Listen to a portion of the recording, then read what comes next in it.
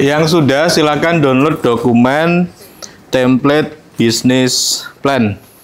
Kami jelaskan dulu bagaimana cara ngisinya. Nanti dicoba dikerjain.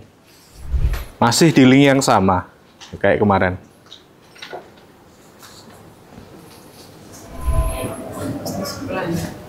Ya, di download aja. Jangan minta edit di situ ya.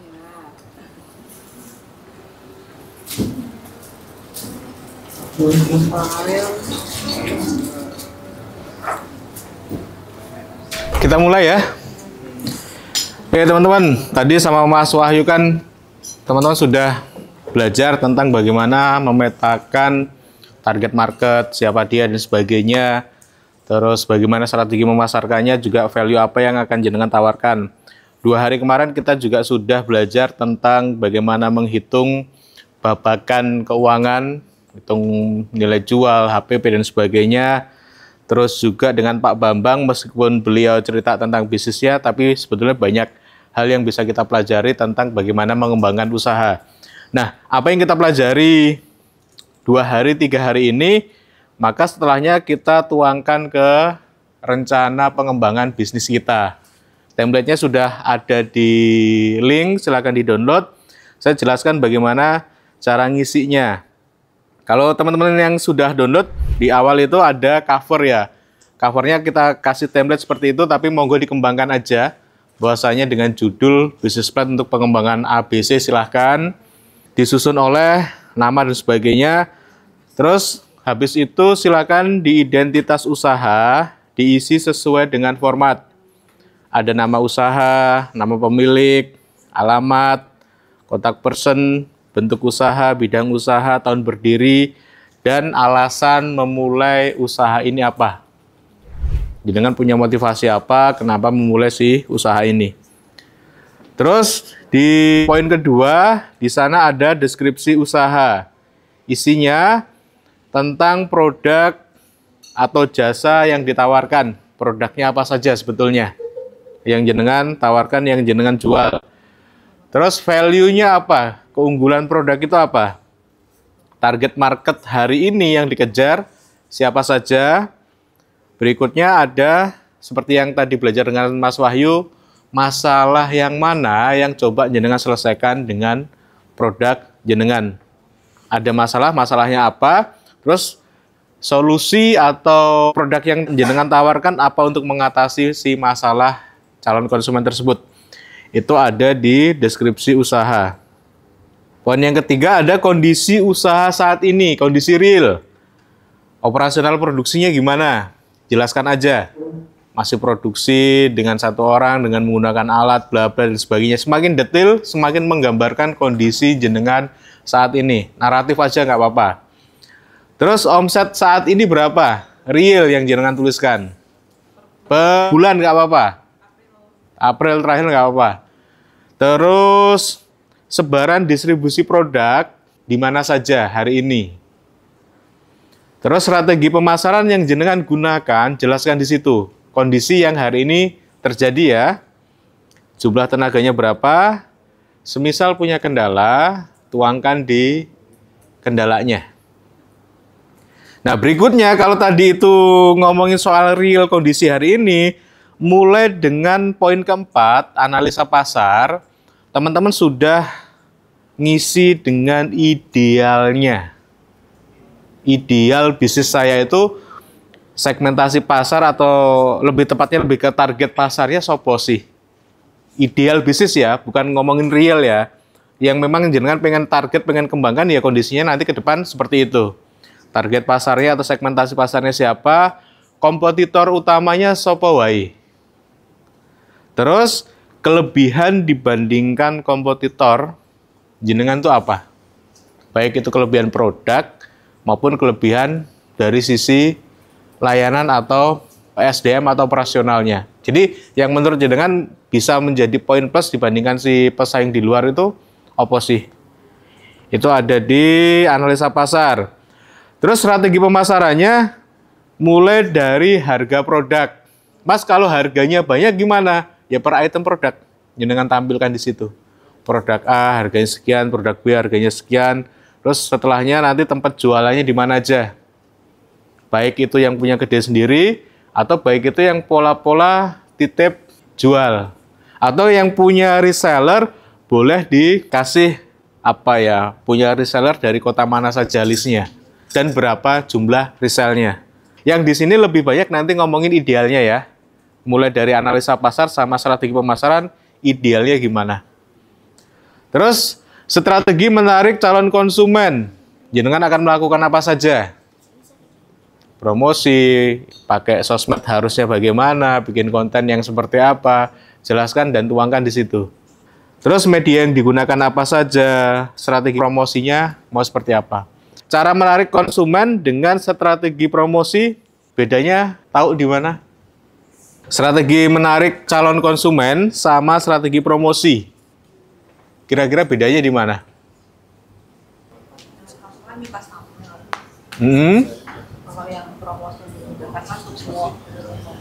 Oke, kalau cara menarik konsumen ini strateginya kita bisa pakai campaign dan sebagainya. Tapi kalau promosi itu lebih ke program promonya. Misalnya jenengan ada kalanya bikin promo mingguan atau bulanan atau pas hari ulang tahun, jenengan akan ngasih diskon si konsumen yang berulang tahun di situ. Itu bagian dari strategi promonya. Program-programnya. Itu yang di strategi promosi yang digunakan. Terus operasional usahanya sama, ini idealnya. Lokasinya harusnya ada di mana, atau distribusi produknya harusnya ada di mana. Proses produksi idealnya juga seperti apa. Kalau teman-teman ada proses produksinya. Kebutuhan peralatan untuk menunjang proses produksi yang ideal, butuhnya apa saja? Silakan tuliskan di situ. Bahannya juga ya, sama kebutuhan SDM-nya harusnya berapa. Idealnya agar bisnis ini bisa jalan dengan benar, kebutuhan SDM-ku itu berapa sih? Kebutuhan bahannya seperti apa? Kebutuhan peralatannya apa saja?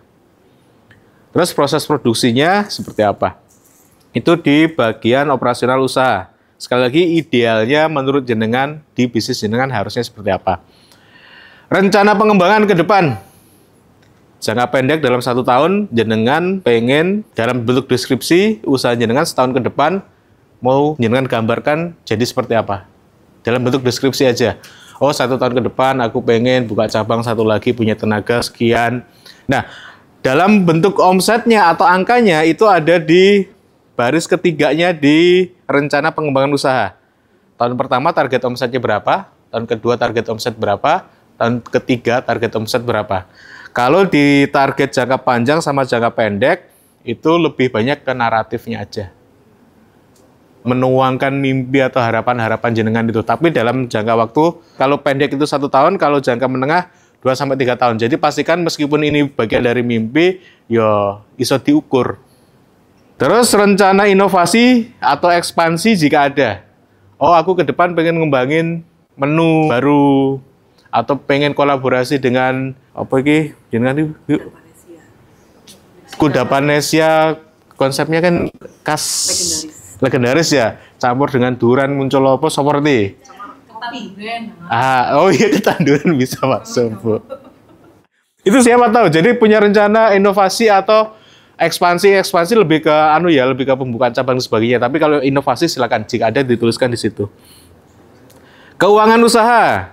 Tuliskan di sana kami berikan di 6 bulan terakhir, mulai dari hasil penjualannya, omsetnya di situ, HPP setiap bulannya coba dicek lagi. Terus lagi biaya operasional, termasuk gaji dan sebagainya, 6 bulan terakhir, biaya-biaya yang lain jika ada, terus kira-kira untung atau rugi. Itu 6 bulan terakhir dari bulan, ini bulan apa ini? Mei ya, berarti April, Maret, Februari, Januari, Desember. Mas, ngopo kok 6 bulan terakhir? Biar kita bisa tracking. Ini kalau ada datanya kan bisa melihat proyeksi pasar ke depannya. Terus kami juga butuh nanti setelah sekian waktu ada nggak perubahan dari angka itu. Tidak harus di pemasaran sih sebetulnya perubahannya, tapi salah satu yang dicantumkan di pemasarannya.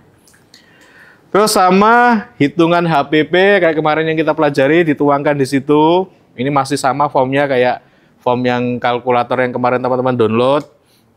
Terus di sana juga harga jual produk, ada harga dasarnya yang kemarin kita pelajari bareng, juga ada harga retail. Untuk harga retail silakan tambahi hal-hal yang memang jenengan butuhkan. Misal kalau ada strategi resell ya ditambahkan. Kalau ada mungkin tambahan dengan biaya marketplace atau platform Gojek, GoFood, boleh ditambahkan di situ. Itu untuk harga retailnya. Ada harga dasar, ada harga retail. Terus perhitungan BEP-nya. Nah, yang di sini, yang di template ini BEP-nya untuk BEP single product. Kalau yang punya banyak produk, silakan tabelnya ngambil dari format yang multiple product. Tapi yang harus diingat, struktur biaya operasionalnya sama. Hanya cara ngitungnya aja yang agak berbeda. Kalau struktur biaya operasional kan ada gaji, ada biaya penyusutan, ada biaya listrik dan sebagainya, ada biaya iklan, ada biaya transportasi pengiriman, jika jenengan butuh, ada biaya perawatan gedung atau perawatan tempat usaha. Terus ada biaya-biaya yang lain, itu komponen biaya. Tinggal nanti dari biaya itu dikonversi untuk kalau hitungan single, maka tinggal dibagi dengan angka harga jual dikurangi HPP. Tapi kalau multiple, ngambil dari format yang di kalkulator kemarin yang khusus multiple. Terus ke depan, selama 6 bulan ke depan, bulan Mei, Juni, Juli, Agustus, September, Oktober, kira-kira proyeksi penjualanmu itu berapa? Proyeksi penjualan itu gambaran kira-kira kita target di angka berapa sih? Dari data 6 bulan yang lalu. 6 bulan yang lalu dicek, ada grafik peningkatan nggak? Kalau ada peningkatan, kira-kira itu berapa persen sih sebetulnya setiap bulannya? Kalau hanya 0, sekian, misalnya peningkatan 1% atau 5%, tapi di proyeksi penjualan kita mencoba naikin 100%, maka ada banyak hal yang harus jenengan kerjake. Naiknya saran saya tidak perlu drastis. Kalau biasanya setiap bulan itu naik 2%, 3%, 5%, ya apa ngikutin pola itu dulu nggak apa-apa. Tapi jangan punya proyeksinya, bahwasanya bulan ini Mei punya proyeksi di angka sekian, atau target di angka sekian. Juni di angka berapa, Juli di angka berapa. Mei, Juni, pokoknya 6 bulan dari hari ini. Mei boleh dimasukkan. Terus kebutuhan modal. Jadi kalau jenengan punya proyeksi pengembangan, biasanya kan kalau kita pengen ngubah sesuatu, pengen mencapai hasil yang lebih baik, pasti ada sesuatu yang diubahkan. Kalau kita pengen omset dari 10 menjadi 20, pasti ada yang diubah toh. Nah, salah satu pengubahan itu kan butuh berbagai macam hal. Salah satunya kalau kita menaikkan omset ke 20 juta, maka bahan baku sudah pasti nambah. Tenaga mungkin bisa nambah, meskipun perlu dihitung lagi, bisa jadi nambah, bisa jadi enggak, tergantung kebutuhan. Ada beberapa yang memang sebetulnya kapasitas produksinya sehari 100, tapi hari ini baru dipakai 20, berarti kan nggak perlu nambah tenaga, nggak perlu nambah alat, tapi bahan pasti nambah. Nah itu dijelentrehke di tabel itu, kebutuhan bahan bakunya berapa, harganya berapa, dan sebagainya. Jadi nanti ketahuan, butuh modal piro sih sebetulnya untuk mengembangkan dari kondisi A menjadi kondisi B. Butuh tambahan modal berapa? Nah, pertanyaan berikutnya, nek butuh tambahan modal, kira-kira di poin berikutnya, rencana pemenuhan modalnya saka ngendi? Saka bapake, saka hutang, saka investor, atau nanti ngejebke hadiah saka Mas Wahyu? Ya siapa tahu. Kalau buat investor, hitungan-hitungan ini penting. Mas, aku pengen ngembangin satu cabang lagi, aku butuh sekian. Kita cek proyeksi-proyeksi dan data-data yang lama itu kita cek lagi. Oh, rupanya reasonable nih dengan angka itu, dan ada feedback penawaran menarik ke kami, ya dengan senang hati. Saya tuh mau kok, misalnya teman-teman buka satu cabang, terus kami dikabari, Mas, mau nggak investasi? Neng belum di angka yang gede-gede. Kami suka terhadap usaha-usaha yang remeh-temeh, kecil, tapi duitnya selalu kenceng. Nah, ada yang usaha kayak angkringan, usaha kayak gorengan, es teh nggak begitu saya. Kopi pun aku belum begitu tertarik. Tapi kayak gorengan, jajanan pasar, kelihatannya kecil, tapi perputarannya kenceng. Nah, yang model-model gitu, kami mau bukain satu cabang gitu. Nanti full modal dari cabang itu dari kami, tinggal nanti bagi persentase, kami dianggap berapa, si yang ngelola dianggap berapa. Nah, seperti. Tapi sekali lagi, itu modal yang bisa di tempat kami itu bukan modal yang gede, jadi bukan untuk usaha yang padat modal yang kecil-kecil aja, tapi income rutin bagi saya menyenangkan. Tetapi ada peluang nih, tadi sempat ngobrol dengan Pak Faiz di belakang, kalau nggak salah bulan ini atau bulan depan nanti ada semacam bukan temu bisnis ya, bisnis meeting dengan investor. Nanti beberapa kami tanggal bulan ini berarti. Nah, ada kelasnya, ada hanya bisnis meetingnya. Kalau kelasnya nanti ada biayanya, harus bayar sendiri. Beberapa saya pikir di kelas ini cukup mampu untuk membayar, atau juga nggak mahal-mahal amat. Berapanya aku belum urung reti. DGIK ya? DGIK, iya. Silakan. Nanti beberapa saran kami ikut ke sana. Seperti dapat investor yang memang lebih gede. Itu jadi salah satu tugas yang harus dikerjakan selama proses mentoring nanti. Tetapi setidaknya di sesi kelas ini jenengan sudah mulai rancang. Yang untuk harga produk, itu kan kita kan ada misalnya harga produk untuk konsumen sama reseller. Nah itu berarti ditulis satu-satu kan? Ya, di komponen harga ini kan ada retail dan ada harga dasar. Ditulis satu-satu setiap produknya. Oh ya. Terus Mas, ini yang saya alami. Jadi ada yang misalnya reseller itu yang kami titipkan konsinyasi, ada yang memang nurut dengan harga reseller kami yang sudah kami patok.